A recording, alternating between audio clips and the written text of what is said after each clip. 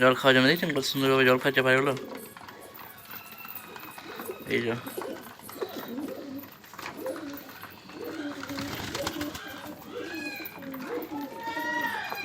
এই যে ছোট ওস্তাদ, এই যে বসে পায়রা দেখছে। এই যে একটা ঝামর মাটি একদম নিচে খেলা পায়রা, এই যে। আর একটা সবুজ জ্যাক জ্যাক পায়ে পণ্য,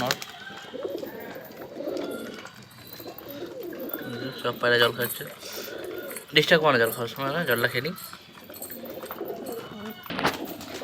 আমি পায়রা এইভাবে মাপ করে দিই। এই যে দেখতে পাচ্ছেন 10 টাকা দামি যে চায়ের কাপ, এটা চায়ের কাপ ওই চায়ের ভাঁড়, এই যে এতে আমি এইভাবে মাপে খাবার দিই। মাপে বলতে ধরে নিন আমার কাছে 70টা পায়রা আছে, আমি এই হিসাবে 10 কাপ বা এই হিসাবে আমি খাবারটা দিয়ে দেবকে, যাতে কি খুব কমও না হয় আর খুব বেশিও না হয়।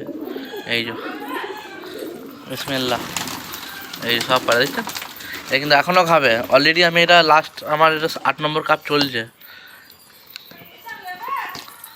এই যে আমার গমের জায়গা আছে এখানে, এই যে আমি এইভাবে দিচ্ছি, দেখছেন এই যে ফ্রেশ গম আমি রোদে শুকিয়ে তারপর এই গমটা পায়রাকে প্রেফার করি। এই দেখুন খাচ্ছে, এই যে না খাও, পেট ভরে খাও। এই দেখুন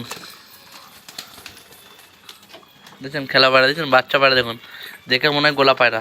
এই দেখুন